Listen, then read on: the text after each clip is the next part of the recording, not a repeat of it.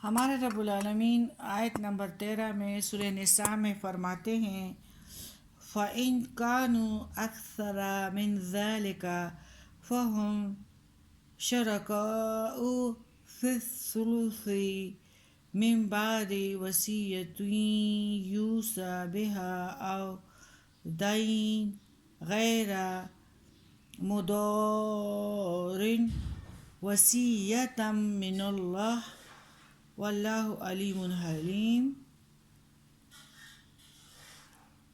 اور پھر ہمارا ہے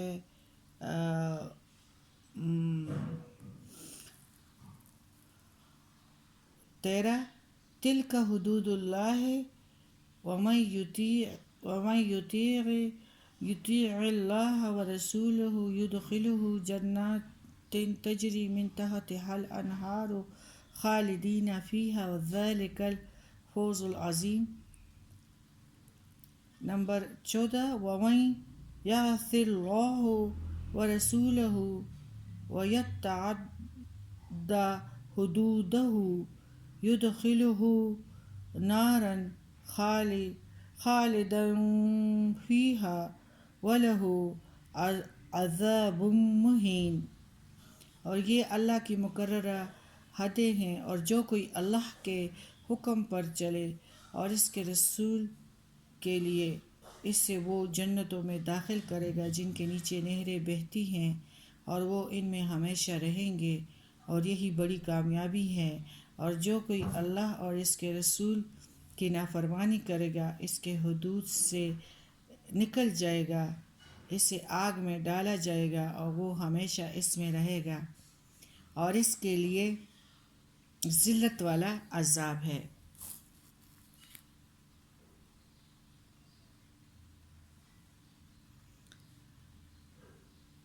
یعنی اگر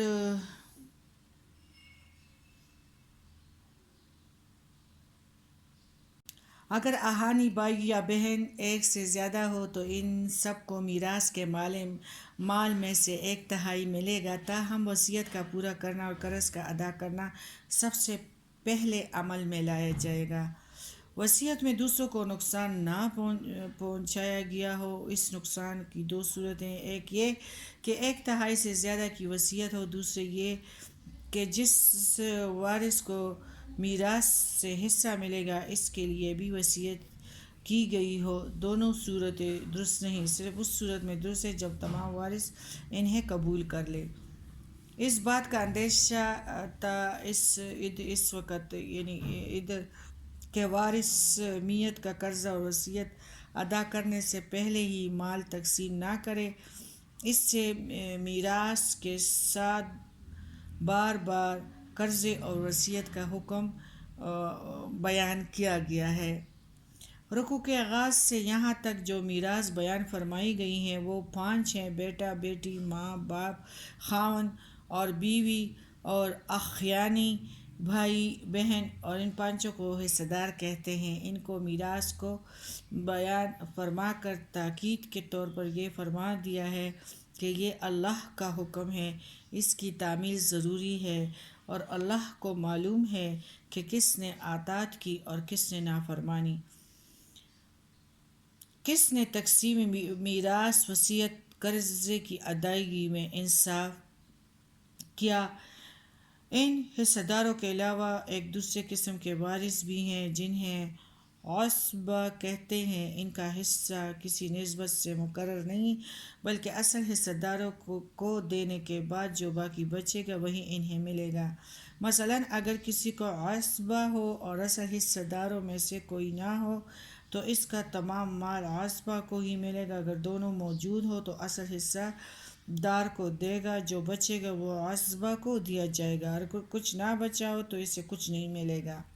عصبہ دراصل اس مرد کو کہتے ہیں جس کا میت کے ساتھ عورت کے واسطہ سے رشتہ نہ ہو، جس کا یعنی میت کے ساتھ عورت کے واسطہ سے رشتہ نہ ہو، اور اس کے 4 درجے ہیں۔ اول درجے میں بیٹا اور پوتا ہے، دوسرے درجے میں باپ اور دادا، تیسرے درجے میں بھائی بھتیجا، چوتھے درجے میں چاچا اور چچا کا بیٹا یا اس کا پوتا، اگر کئی شخص ہوں تو جو میت سے قریب ہیں وہ مقدم ہوگا، جیسے پوتے سے بیٹا اور بھتیجے سے بھائی اور ستیلے سے سکا۔